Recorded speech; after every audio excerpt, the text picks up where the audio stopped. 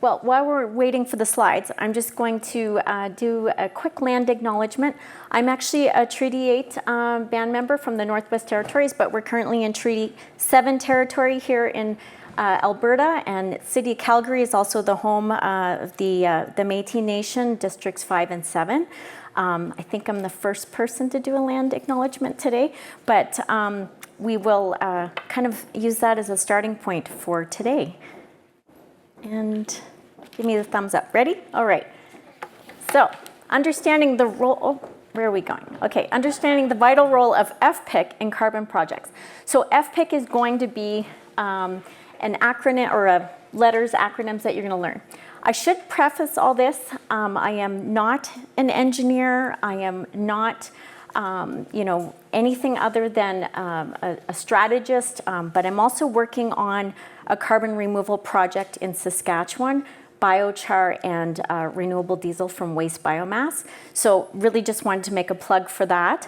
As far as looking beyond not just any one technology, I think from what we heard from Catherine is not to talk about one silver bullet, but to talk about many. So, quick question, nothing to do at first glance with carbon. Who would buy a conflict diamond in this room willingly? Has anybody ever heard of a blood diamond? Anybody put their hands up if you're prepared to do that. Who would not buy a conflict diamond? Okay, so there's a reason we're going to ask this. 70%, here's a really important number. Carbon Brief research over a 5-year period showed evidence that carbon projects, now that could be nature-based, it could be direct air capture. I'm not plugging anyone or blaming anyone, but just the wide array of carbon projects have harmed Indigenous peoples and communities across the world. So historically, we know this. We know of the fur trade here in Canada. That was an extractive economy that marginalized Indigenous peoples. But marginalized is a really polite word. They literally, colonized and harmed Indigenous peoples, not just in our country, but worldwide. Colonization is not just a Canadian problem and a Canadian reality. In fact, it continues. And why do we talk about colonization? And what is the process of colonization? It's coming in and it's basically taking control of Indigenous lands and extracting profits from it. Fur trade obviously was done with fur. Unfortunately, we have something else happening now. Carbon projects. So at first glance, people are like, wait a second, carbon projects are doing good. They are, they're doing good for climate. But you have to step back and go, but is this doing harm in other ways? And so I ask you to just have an open mind here, not blaming anybody. Okay, so one of the important things to remember is there's this word here, it's called consent. And very often we hear about consent, especially in our contemporary society here, we often hear of consent when it comes to, sexual violence against anybody. I should confess, I'm a former Toronto police officer, so I do take consent very, very seriously. And I also, when I was a police officer, became a hostage negotiator, and from that, pivoted into business negotiations. So I am here to tell you things not to be confrontational, but to educate you, to ask you to be proactive. This isn't a blame game, but this is about thinking and being thoughtful and making measured approaches going forward. So again, you heard me use the word extraction. So without consent, extraction, profits. So here's a very important legal development called UNDRIP, UN Nations Declaration of Rights of Indigenous Peoples. This is law. Canada is a signatory.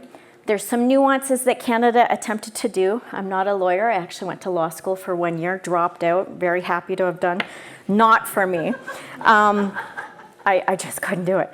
But in any event, I do respect the law. And so UNDRIP is the law. Canada is a signatory. Again, there's some gray areas around there. But a key principle to this is something called FPIC. Who has heard of that FPIC?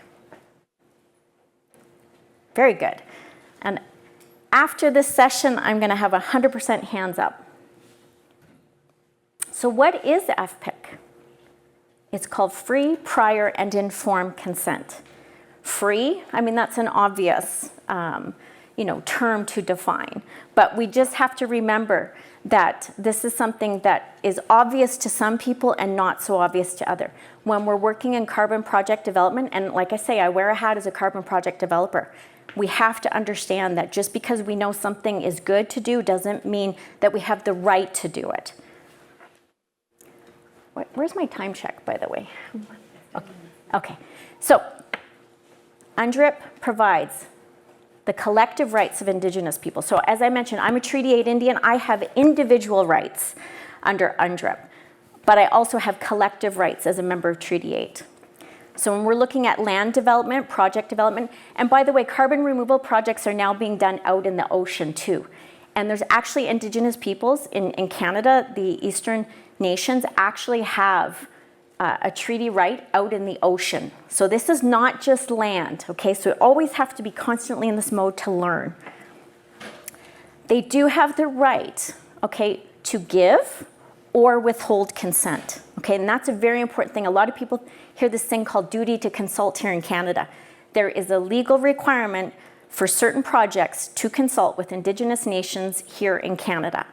That is Canadian domestic law, and it's constitutionally upheld, and it's upheld at the Supreme Court level, and I'm sure my legal colleagues here are going to discuss that. But for you to remember, with UNDRIP, it is an international right, okay? So how is FPIC achieved? Well, fully informed is a key one. We hear talk about carbon credit values, carbon removal credits. We hear about them hundreds of dollars. And I work in carbon removal credits, and actually we represent projects out there that directly take those project credits to buyers. So I work in carbon credits, I'm not slagging them. But what is very important for people to remember with carbon removal credits is that it's a profit mechanism that is supposed to fund carbon projects. But at the end of the day, the Indigenous peoples in that area, they have the right to even understand the actual business revenue of a carbon project. That's what fully informed is. It isn't like, oh, we're going to come do this great thing for the climate on your lands. It's really understanding who's going to profit from this too. Has to be given enough time. You don't approach Indigenous peoples with, a couple weeks to go before you're going to launch. I think that's obvious, but we really do have to say it, that you really have to give the time. I believe, there's some people say that, the minute you are planning a project, I think for feasibility and feed, that's a prime stage to go with some facts that have been delved out to say, this is what we're going to be doing, this is what the project entails. And free from pressure. Pressure being, if you don't do this, we're going to do it anyway, or we're going to go to the politicians and make them force through. I think we're going to have a talk on Bill C5, so I will leave that again. Okay. FPIC fosters trust, protects Indigenous rights, and ensures project development is respectful. That is so important, and there's going to be backlash if you don't do it, and there has been backlash. So 144. These are countries that recognize FPIC as a legal right. Okay, this is not an option. So you have to remember, this isn't me up here just talking because I want you to make you feel bad. I'm educating you to try to do. If I was in my COP mode, crime prevention, I'm trying to do a prevention of you creating a problem for yourselves and your projects. So this, again, legal right, not an option. This is a way you have to shift your mentality on this. This is very important stuff. Okay, so talking about carbon credit buyers and sellers here. This is a step back from the project development, but this is what is out there in the marketplace right now. People have to choose, okay? What do I want to buy? Go back to that analogy about the, would you buy a conflict diamond? Would you buy conflict carbon? There is such a thing now. It's actually called conflict carbon, blood carbon. So this is very real. Maybe not as much here in the Canadian context, but harm is harm, and how people, have harm happen to them might not necessarily be violent like we see happening in things that happen in, say, the global south, but violence is, very, it's not necessarily black and white. So you have to always be very respectful. So carrot and stick. What's the stick? The stick is if you don't do FPIC, you don't adhere to FPIC, you're going to get hit with a stick. And it's happened. Projects have been delisted. They get challenged, they get canceled. And what happens to those carbon credits? What happens to the money that's been transacted? If you're a carbon project developer, you could have to pay that back.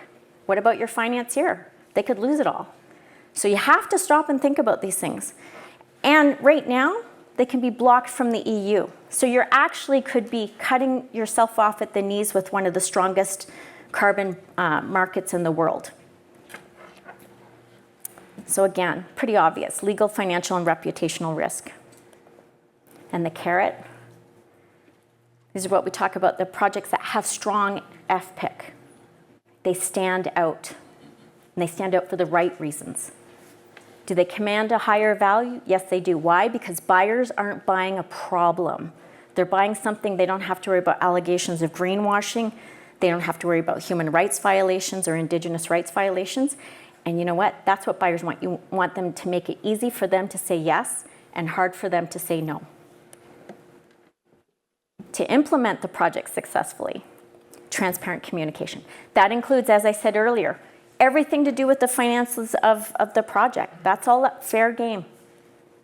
Active community engagement. This isn't one and done. Go in, we had a meeting, or we had a few meetings. And regular feedback mechanisms. Communication is key for everything in life, carbon projects especially so. So remember, FPIC's not a checklist. PDD docs. How many people have filled out a project description document here? For carbon projects? Who's doing carbon projects here right now? Anybody? Okay, so on your PDD docs, FPIC is in there in almost every, and it should be in every methodology. I have critiqued some that do not have it. Again, you have to have it because it's international law. It's an ongoing process, just remember that. But if FPIC is the baseline, that's where we start. Just gonna leave this on a positive note. How could you be set apart? How could you be even better than just obtaining FPIC? Is you could consider something Indigenous majority ownership. And what does that mean? In Canada, how many people have heard of Indigenous ownership or Indigenous equity? Many of you. Excellent. So when we look at what Indigenous ownership is here in Canada, there's accreditation for things, it's called the Canada Council for Indigenous Business. They will come in and certify that a business is Indigenous owned. If it's 51% owned by an Indigenous, either individuals, a group, a nation, a development corp, and all those documents are shown, shareholder agreements, everything. And a carbon project developer does that in partnership. So say the Indigenous entity is 51% and the non-Indigenous, perhaps the carbon project developer, is at 49%. That actually becomes an Indigenous business, a very advantageous position, and I believe my colleagues are also going to be speaking to that this is something you want to consider. This isn't something, this has nothing to do with FPIC, this is better than FPIC, okay? And if you do that, you can create a position where the government, and I believe our federal government, our new federal government is very, very proactive on this. You know, different provinces as well, territorial governments, you do that. It's also finances looking at this. It's a very, very business-friendly situation to look at. Somebody say, well, if I own 100% of a project, why would I go down to 49% ownership? You are putting yourself at a competitive advantage over thousands of other carbon projects in the world. Because other carbon projects, I work in carbon credits. I sell carbon credits for projects. There's millions of carbon credits sitting on the shelf, not sold. So if you can distinguish yourself to be better than, best in class, more advantageous for yourself and your buyers, you will have a successful carbon project. And if you do that, then you can achieve all these wonderful carbon removal projects that we so badly need. So on that note, thank you so much for listening. I really appreciate it. And I look forward to more people understanding FPIC. Thank you.